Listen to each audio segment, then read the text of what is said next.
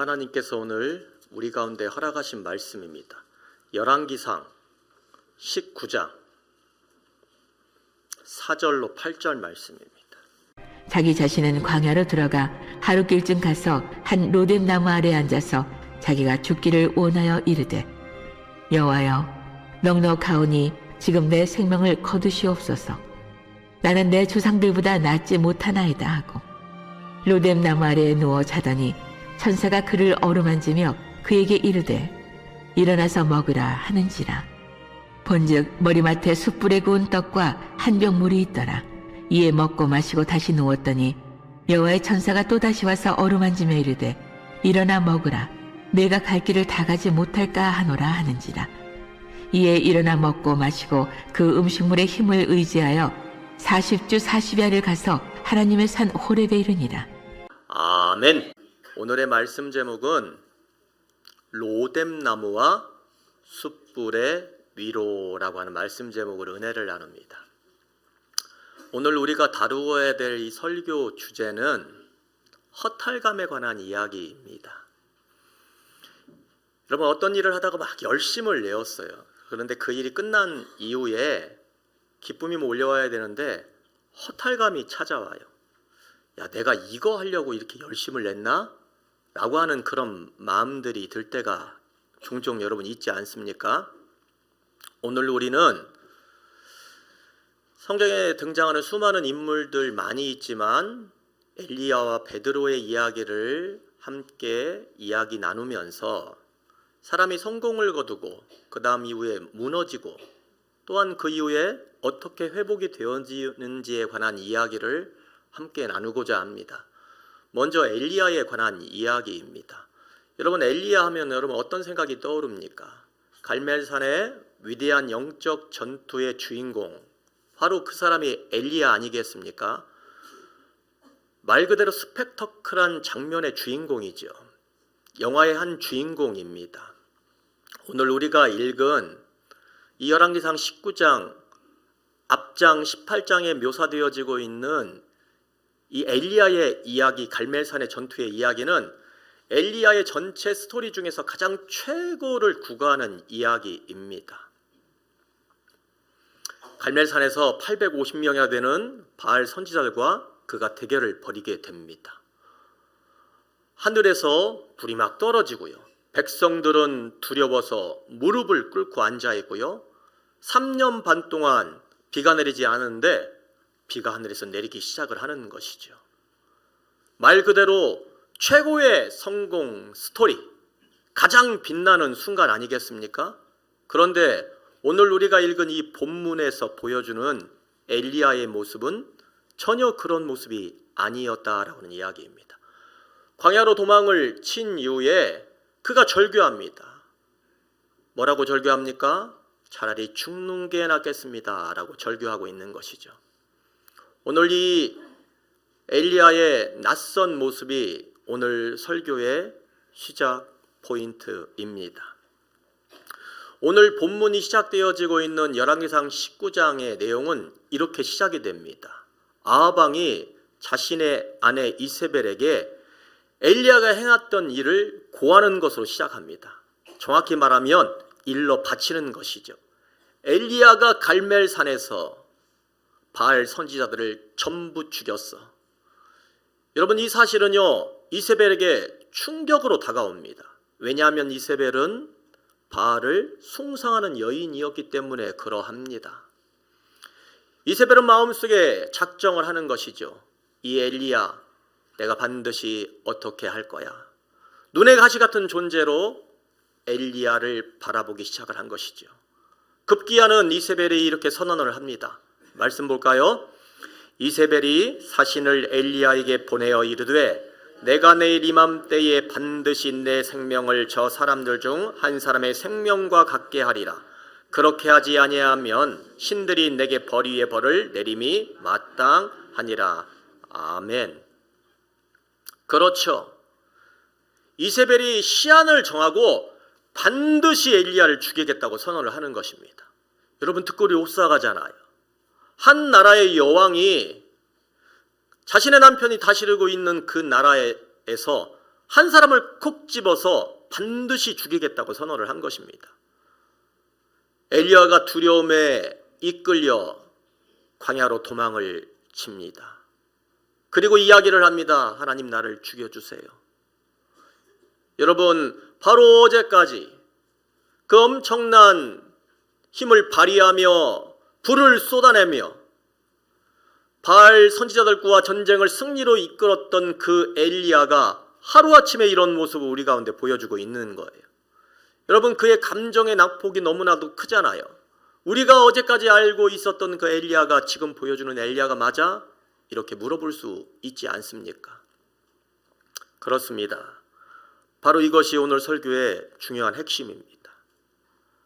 위대한 승리 뒤에 기쁨이나 자신감이 아니라 바로 찾아오는 허탈감. 오늘 왜 이러한 일이 벌어집니까? 두 가지 관점으로 접근을 해볼 수가 있어요. 첫 번째는 의학적이고 가장 현실적인 관점입니다. 엘리야가 실제로 여러분 바알 선지자들과 갈멜산에서 그 엄청난 전쟁을 벌이고 있을 때에 아마 그는 엄청난 스트레스를 받았을 것입니다. 긴장하고 또 긴장했을 거예요. 그의 몸에서 아마도 아드레날린이 급격히 상승을 했을 것입니다. 그런데 그 전쟁을 승리로 이끈 이후에 긴장이 풀리기 시작을 하는 거예요. 호르몬 수치가 갑자기 뚝 하고 떨어지게 되는 것이죠. 이것은 흔히들 현대의학에서 말하는 번아웃 증후군이라고 이야기를 하는 것입니다. 운동선수가 열심을 다해서 그 운동을 하고 그 운동을 통하여서 때로는 승리를 경험한 이후에 바로 찾아오는 허탈감 같은 그 마음, 그 번아웃 증후군을 지금 엘리야가 겪어내고 있는 겁니다. 나머지 하나의 관점은 영적인 관점입니다.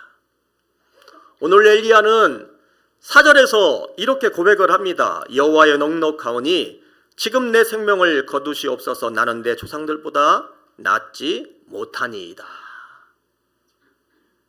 자기 자신을 바라보며 엘리야가 철저하게 자기 자신의 한계를 인식하는 겁니다. 자기 부정을 하는 것이죠.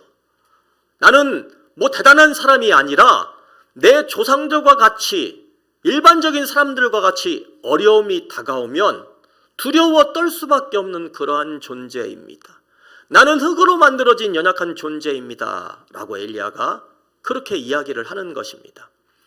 우리가 이 사실을 보면서 영적인 문제에서 우리가 어떤 영적 성공을 거둔 이후에 다가오는 그 영적 침체가 있지 않습니까? 허탈감이 여러분 절대 죄의 문제가 아니라는 겁니다. 누구라도 이런 문제를 경험할 수 있다는 겁니다. 신앙생활을 열심히 하는데 특별하게 여러분 이유 없이 갑자기 그 일, 그 사명이 끝난 이후에 어제 내가 아닌 내가 생각해도 낯선 사람이 된 듯한 모습으로 그렇게 전락하는 모습들이 전혀 이상한 모습이 아니라는 이야기입니다. 누구나 겪을 수 있는 자연스러운 상황이라고 하는 이야기입니다. 엘리야의 이 절규, 내가 넉넉하오니 영어로 this enough, 충분합니다. 어떤 말입니까? 나는 이미 충분히 힘을 소진을 하였습니다. 나는 그러했기 때문에 배터리가 방전된 듯한 그런 모습으로 최선을 다하여 이 일에 열심을 내었습니다. 라고 하는 말과 똑같다라고 하는 이야기입니다. 그런데 여러분, 여기서 설교를 듣고 있는 여러분 모두는 인생을 살아가면서 열심을 내지 않는 분들이 여러분 어디에 있습니까? 물론 그렇지 않은 분들도 종종 있지만 거의 대부분의 사람들은요, 자신의 삶에서 신앙생활에서 열심을 내면서 살아갑니다. 자신의 가족을 부양하기 위해 열심을 내고 있는 아버지, 자신의 자녀들을 키워내기 위해 열심을 내고 있는 어머니, 교회를 한번 돌아볼까요? 여러분, 교회의 목사요 장로가 그 교회를 위하여 열심을 내지 않는 분들이 어디에 있습니까? 그게 또한 목사와 장로만의 일입니까? 그 교회 교인들이라면 그 교회를 위하여서 열심을 내지 않는 분들이 어디 있습니까? 열심을 내어 헌신하고 열심을 내어 아버지 앞에 예물을 드리고 눈물로 그 제단을 여러분 섬기는 것, 누구라도 여러분 그러한 모습이 우리네 열심 아니겠습니까? 그런데 중요한 것은 이처럼 우리도 엘리야와 같이 열심을 내다가 영적인 반전 상태를 경험하게 되더라는 거예요. 오늘 엘리야가 여러분 이렇게 영적인 반전 상태가 되었을 때 그가 행한 일이 어떠한 일이었습니까? 광야로 하룻길쯤 도망을 갑니다. 그리고 엘리야가 어디에 자리를 펴고 눕습니까? 5절 말씀에 보면 그가 자리를 펴고 누운 곳이 어디입니까? 로뎀나무 아래. 여러분 로뎀나무 하니까 어떤 생각이 떠올라요? 로뎀나무 하니까 어떤 생각이 떠오르세요? 여러분 우리가 밖을 돌아다니다 보면 가장 종종 많이 겪게 되는 카페 이름이 뭡니까? 로뎀나무잖아요. 그러다 보니까 우리의 머릿속에 남아있는 이 로뎀나무에 대한 이미지는요, 야, 사막의 오아시스 같은 느낌이 나에게 다가와요. 로뎀나무 하면 뭔가 입이 무성해서 나에게 쉼을 주는 듯한 그러한 나무로, 그러한 이미지로 나에게 다가옵니다. 그런데 여러분 이 로뎀나무의 원어적 의미를 알고 보면 우리가 익히들 알고 있는 이 로뎀나무의 이미지가 하루아침에 무너지게 됩니다. 로뎀나무 한번 보여주세요. 중동의 어떤 나무라고요? 로뎀나무가 여러분 이렇게 생겼어요. 쌀이나무 같은 그런 여러분 관목숲풀 같은 나무가 이 로뎀나무입니다. 여러분 이 로뎀나무를 보면 이 로뎀나무가 만들어내는 그늘을 한번 보세요. 대단한 그늘을 만들어내는 것 같아요? 그렇지 않아요. 그나마 이 로뎀나무는 좀 큰 로뎀나무인데 이 로뎀나무가 만들어낸 그늘은 참으로 그늘 같지 않은 그늘인 것이죠. 이스라엘의 불세출의 영웅 이 엘리야가 이세벨의 위협에 도망을 쳐 찾고 찾은 그 나무, 그 로뎀나무가 받으시 햇빛을 막아줄 수 있는 그러한 장소였다라고 하는 사실은요, 우리에게 참으로 시사하는 바가 큽니다. 여러분 그렇지 않습니까? 우리는 인생을 살아가면서 엘리야처럼 이렇게 어려움을 당하게 되잖아요. 그래서 우리도 똑같이 엘리야 같은 모습으로 우리만의 로뎀나무를 찾아 헤매게 됩니다. 내 힘으로 하룻길쯤 가 내가 머물러 쉴 곳 그 로뎀나무를 찾아 헤매게 됩니다. 우리가 찾는 로뎀나무가 여러분 어디에 있습니까? 예를 들어서 술이라든가 아니면 때로는 어떤 사람은 끝없는 쇼핑을 시도합니다. 인터넷에 들어가 자극적인 콘텐츠들을 클릭을 하게 됩니다. 아니면 잘 알고 있는 사람들을 만나서 자신의 문제를 막 하소연을 합니다. 그런데 문제는 우리가 이렇게 찾아낸 로뎀나무가 우리의 인생의 문제를 해결시켜 주느냐? 그렇지 않다라는 거예요. 한시적인 거라는 것입니다. 우리 영혼 깊숙한 곳에서 우러나고 있는 그 영혼의 문제가 있습니다. 그 영혼의 문제를 막아내기에는 턱없이 부족한 그늘이라고 하는 이야기입니다. 그렇다면 여러분 이렇게 허덕이고 있는 이 엘리야를 하나님께서 여러분 어떻게 다루고 계시는가? 오늘 바로 그것이 이 설교의 중요한 전환 포인트입니다. 이세벨이 무서워서 죽기를 간청하고 있는 그 엘리야를 바라보면서 보통 사람들이라면 이렇게 이야기했을 거예요. 야 엘리야, 너 지금 뭐하고 있어? 너 어제까지 그렇게 엄청난 일을 행했던 사람 아니야? 너 여기 이렇게 앉아서 죽기를 간청하는 게 말이 돼? 너는 적어도 이스라엘의 선지자 아니야? 빨랑 일어나! 이렇게 할 시간이 없어! 라고 이야기를 하겠지만 하나님의 다룸의 방식은 전혀 다른 방식이라는 거예요. 죽기를 간청하고 쓰러져 있는 그 엘리야에게 하나님께서 천사 하나를 보내어 주십니다. 그리고 그 천사가 엘리야를 어떻게 합니까? 어루만지는 거예요. 여러분 이 어루만지다라고는 이 히브리어 원어는 나다라고 하는 단어입니다. 나다라고 하는 이 단어의 의미는 그냥 지나가다가 툭 하고 만지는 것의 뜻이 있는 것이 아닙니다. 야 힘내 일어나 라고 하는 그런 의미가 아니라 이 나다의 본래적인 뜻은 어떤 의미가 있느냐? 상처에 깊숙이 들어가다 친밀하게 터치하여 주다라고 하는 의미가 있는 것입니다. 여러분 대단하지요. 상처받은 그 사람에게 무엇인가 교훈적인 이야기를 해주는 것이 아니라 그의 아픔에 먼저 공감해주는 듯한 태도. 여러분 이것은 우리 아버지 하나님께서 우리를 다루어 가시는 방식입니다. 그러니 그 하나님께서 우리의 아버지가 되어주시는 겁니다. 바로 이렇게 엘리야를 만져주시고 그 다음에 천사를 통하여 하나님께서 행하시는 그 반응 방식이 여러분 너무나도 놀랍습니다. 오늘 말씀해 보니 하나님께서 천사를 통하여 엘리야에게 무엇을 제공하고 있습니까? 숯불에 구운 떡과 물 한 병에. 여러분 숯불에 구운 떡 무엇인가 특별한 의미가 있는 것 같지 않습니까? 맞습니다. 특별한 의미가 있어요. 이 숯불에 구워낸 떡을 원어로 이야기를 하면 우가트 레차핌이라고 하는 단어입니다. 우가트, 그 당시 중동 지역에서 유목민들이 즐겨 먹는 둥그런 빵을 의미하는 것입니다. 레차핌이라고 하는 것은 여러분 숯 덩어리들, 그 숯 위에 구워진 돌들을 의미하는 것입니다. 그러므로 이 우가트 레차핌이라고 하는 단어는 어떤 의미가 있는가?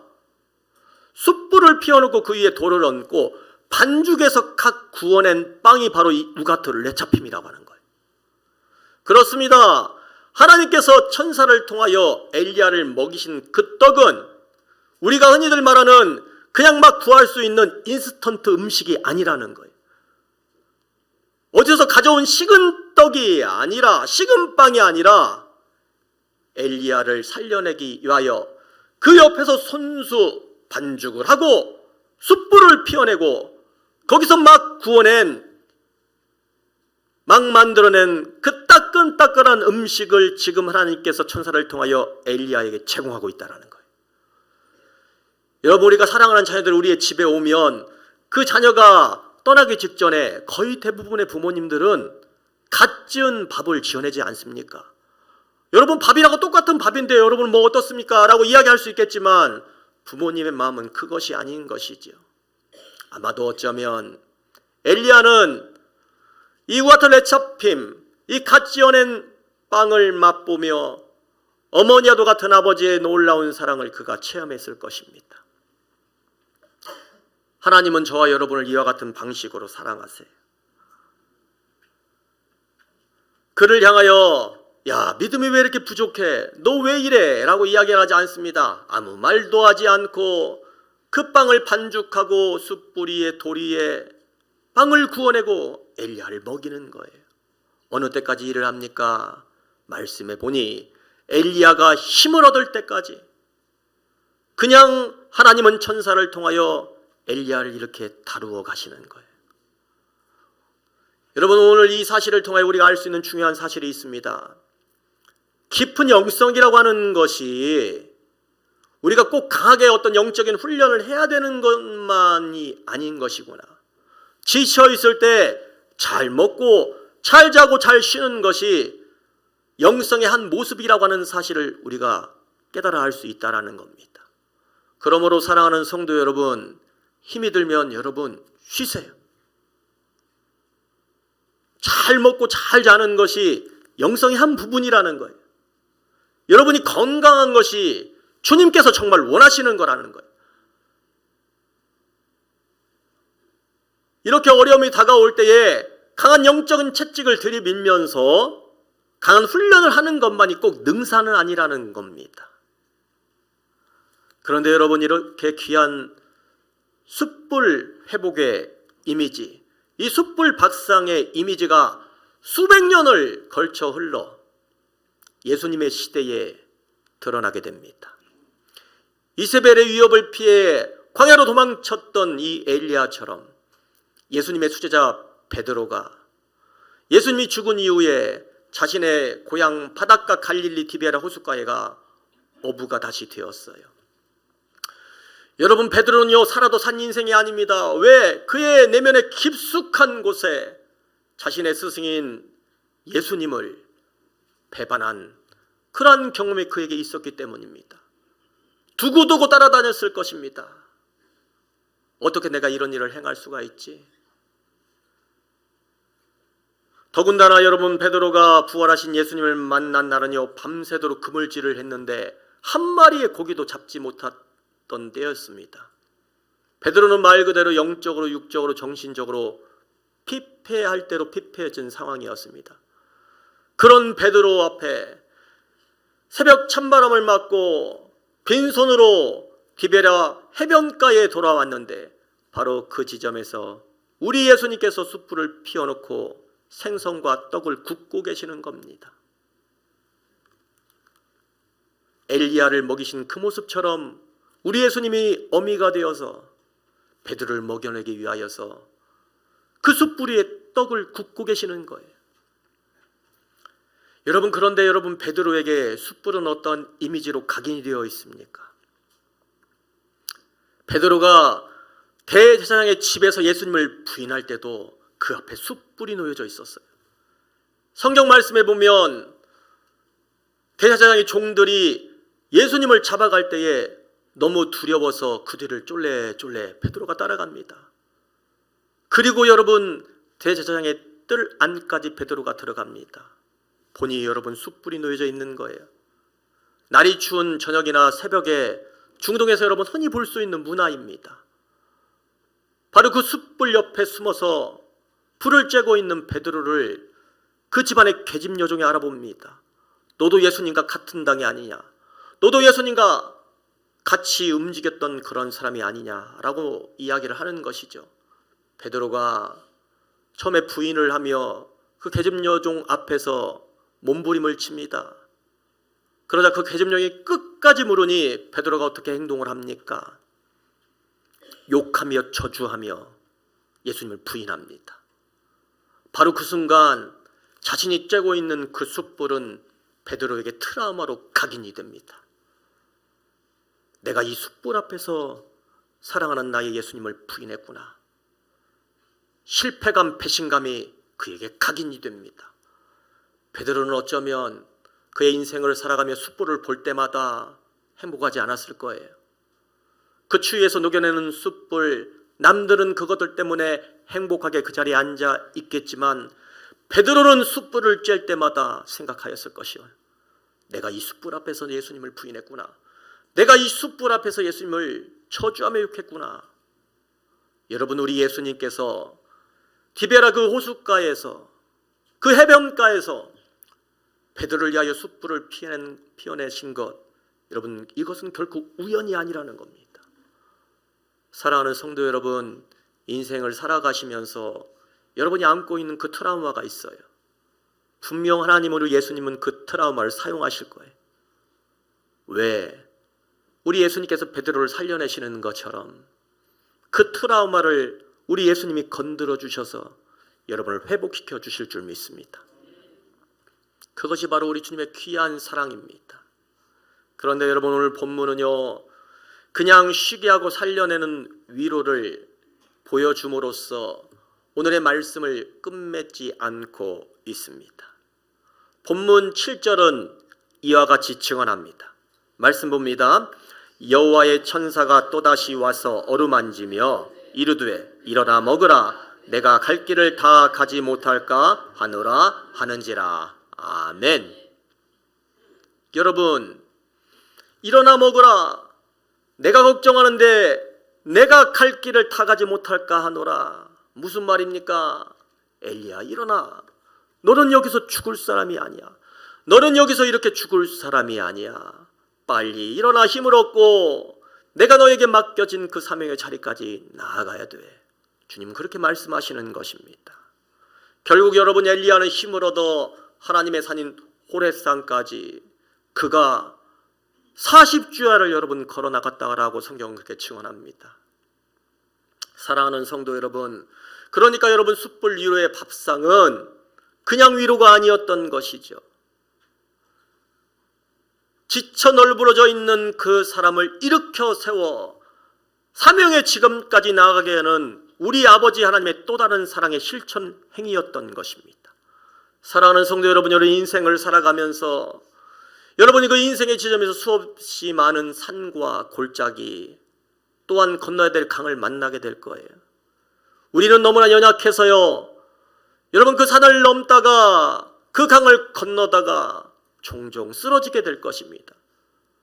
그리고 우리가 할 수 있는 일이라고는 오늘 엘리야가 우리 가운데 보여주셨던 것처럼 우리의 힘으로 쉴만한 그 로뎀나무 그늘가를 찾아 헤맬 거예요. 그러나 여러분, 그 로뎀나무 그늘가를 찾아 헤매며 애쓰는 인생 살지 않기를 바랍니다. 바로 그때 그 지점에서 하나님께서 나를 위하여 마련해 놓으신 그 숯불 밥상을 향하여 찾아나가시는 분들이 되시길 예수님의 이름으로 축원합니다. 그런데 여러분, 여기서 중요한 것이 있어요. 엘리야가 자기 자신이 찾아낸 그 로뎀나무 아래에서 그냥 아무 말도 안 하고 쉬는 것이 아니라 그가 아버지의 이름을 불렀다는 거예요. 죽는 한이 있더라도 아버지의 이름을 불렀다는 거예요. 아버지, 나 너무 힘이 들어요. 여기서 차라리 죽는 게 낫겠습니다. 라고 엘리야가 이야기했다라고 하는 이야기입니다. 그렇습니다. 믿음의 중요한 포인트는 바로 여기에 있는 것입니다. 너무 지쳐 힘들어 쓰러지면 우리도 엘리야처럼 영적 탈진을 경험할 수 있지만, 그러나 바로 그 지점에서 사랑하는 성도 여러분, 주님을 부르시는 분들이 되시길 바랍니다. 모양은 어떠해도 좋습니다. 내가 죽고 싶습니다. 어떻게 믿는 사람이 이런 이야기를 할 수 있습니까? 라는 이야기를 들어도 좋습니다. 그러나 엘리야처럼 아버지의 이름을 불러낼 때에 하나님께서 반드시 저와 여러분을 위한 우가틀에 잡힌 숯불 밥상의 놀라운 위로를 분명 허락하여 줄 줄 믿습니다. 여러분의 지난날의 삶을 한번 되돌아보시길 바랍니다. 인생의 어려운 지점에 내가 의식적으로, 아니 내가 무의식적으로 다가갔던 로뎀나무 그늘가는 어떤 거였는가? 아니 더 나아가 이제는 내가 그 로뎀나무 그늘을 찾아 헤매는 그런 방황을 이제는 멈추고 나의 영혼을 아버지 앞에 온전히 세워나가며 다시 나를 일으켜 세워주시는 그 숯불 밥상을 찾아 헤매는 인생, 내가 이제는 그런 인생으로 아버지 앞에 세움받기를 원합니다. 그리하여서 하나님, 나에게 생명 주신 그 의미를 다시 한번 깨닫게 하시고, 오늘 그 생명을 통하여 하나님 작지만 나에게 맡겨진 그 사명을 믿음으로 감당하겠습니다 라고 하는 결단을 아버지 앞에 올려드리며, 오늘의 이 설교를 아버지 앞에 드리는 저와 여러분이 되시길 주님의 이름으로 축원합니다. 오늘의 이 설교를 여러분의 마음 가운데 새기시길 바랍니다. 하나님께서 저와 여러분 가운데 함께 하실 것입니다. 우리 함께 고백합시다.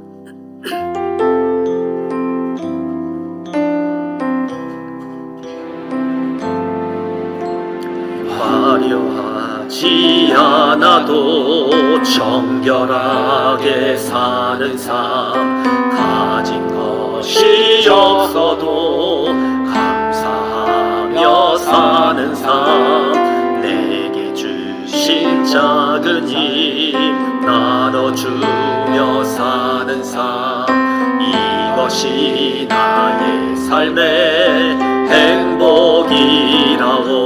눈물 날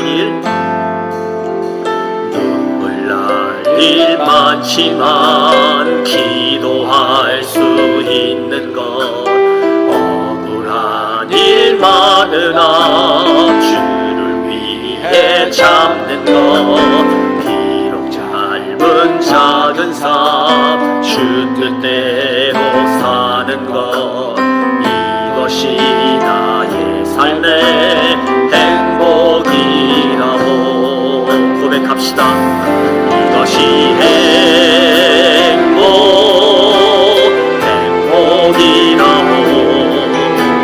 세상을 알 수 없는 하나님 선물, 이것이 행복이라고, 하나님의 자녀로 살아가는 것, 이것이 행복이. 우리 다시 한번 고백합시다. 화려하진 않아도 정결하게 사는 삶, 가진 것이 없어도 감사하며 사는 사는 삶 내게 주신 작은 힘 나눠주며 사는 삶 이것이 나의 삶의 행복이라오. 눈물 날 일만 순간 눈물 날 일 많지만 기도할 수 있는 것 억울한 일 많으나 주를 위해 삼는 것 비록 짧은 작은 삶 주 뜻대로 사는 것 이것이 나의 삶의 행복이라고. 이것이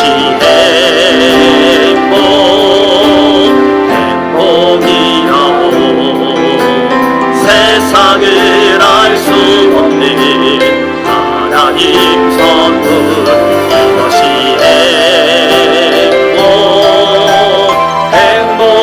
행복이라고. 하나님의 자녀로 살아가는 것 이것이 이것이 행복입니다. 이것이 행복이라고. 세상을 알 수 없는 하나님 선물 이것이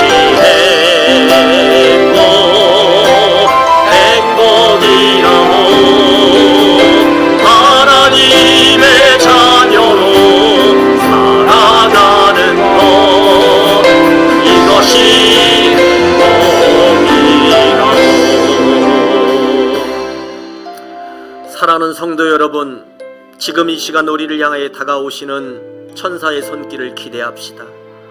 하나님은 우리의 나약함을 꾸짖지 아니하십니다. 오히려 그분은 우리보다도 먼저 앞서 가셔서 숯불을 피우시고 뜨거운 돌 위에 정성껏 생명의 떡을 굽고 계십니다. 내 영혼의 방전을 솔직하게 고백하기를 원합니다. 주님, 내 열심이 바닥났습니다. 주님, 내 의지가 꺾였습니다. 아버지 하나님, 세상의 위로가 아닌 주님의 위로를 경험하기를 원합니다. 주님이 직접 구워주시는 숯불 밥상에서 힘을 얻기를 원합니다. 아버지, 나를 어루만져 주시옵소서. 주님 한번 간절히 함께 기도합니다. 주여, 우리 아버지 하나님, 참으로 인생을 살아가면서 수없이 많은 어려움과 아버지 하나님이시여 우리의 인생의 방전이 나에게 몰려온다 할지라도 오늘 그것이 세상의 문제이건 아버지 영적인 문제이든지 간에 아버지 앞에 무릎을 꿇고 주님 앞에 서기를 주여 간절히 소원합니다.